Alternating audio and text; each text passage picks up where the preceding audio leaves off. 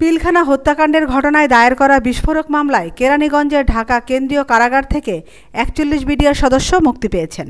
সকাল থেকে কারাগারের বাইরে ফুল ও ফুলের মালা নিয়ে অপেক্ষা করছিলেন তাদের স্বজনরা। দুপুর 1টা থেকে বিস্ফোরক মামলার জামিনপ্রাপ্তরা একে একে বের হতে থাকেন।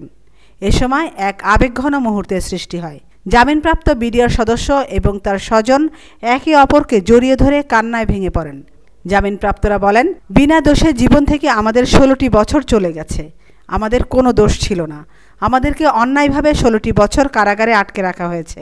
এখন মুক্ত আকাশে বের হয়ে আমাদের ভালো লাগছে। তবে এখনও আমাদের যেসব ভাইয়েরা বিনা দোষে কারাগারে রয়েছেন, সরকার যেন তাদের দ্রুত মুক্ত করার ব্যবস্থা করেন। আমেনা ইসলাম, নিউজ ডেস্ক, আজকের সংবাদ।